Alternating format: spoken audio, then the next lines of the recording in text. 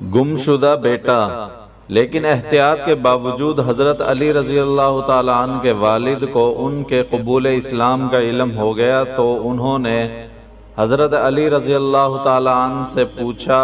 اپنے والد کا سوال سن کر حضرت علی رضی اللہ تعالیٰ عنہ نے فرمایا، ابا جان، میں اللہ اور اس کے رسول پر ایمان لا چکا ہوں اور جو کچھ اللہ کے رسول لے کر آئے ہیں اس کی تصدیق کر چکا ہوں، لہٰذا ان کے دین میں داخل ہو گیا ہوں اور ان کی پیروی اختیار کر چکا ہوں۔ یہ سن کر ابو طالب نے کہا، جہاں تک ان کی بات ہے یعنی محمد صلی اللہ علیہ وسلم کی، تو وہ تمہیں بھلائی کے سوا کسی اور دوسرے راستے پر نہیں لگائیں گے، لہٰذا ان کا ساتھ نہ چھوڑنا۔ ابو طالب اکثر یہ کہا کرتے تھے، میں جانتا ہوں میرا بھتیجا جو کچھ کہتا ہے حق ہے، اگر مجھے یہ ڈر نہ ہوتا کہ قریش کی عورتیں مجھے شرم دلائیں گی تو میں ضرور ان کی پیروی قبول کر لیتا۔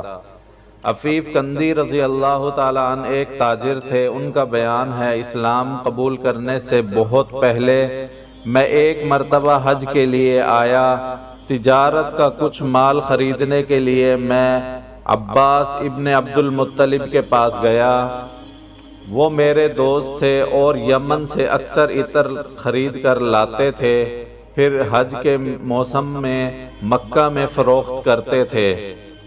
میں ان کے ساتھ مینا میں بیٹھا تھا کہ ایک نوجوان آیا۔ اس نے غروب ہوتے سورج کی طرف غور سے دیکھا۔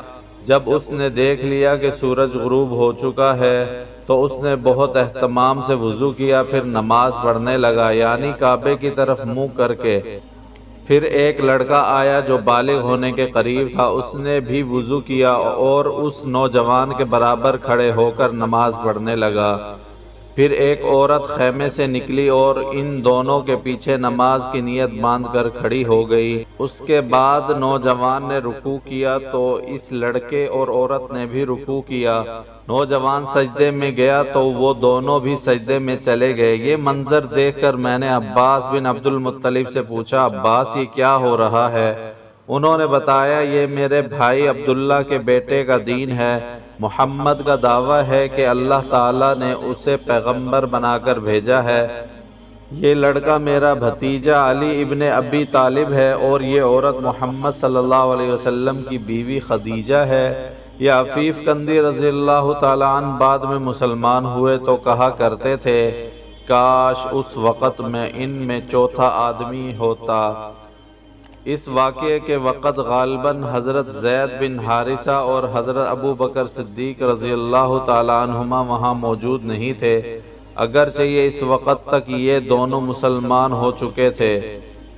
حضرت زید بن حارثہ رضی اللہ تعالیٰ عنہ غلاموں میں سب سے پہلے ایمان لائے تھے۔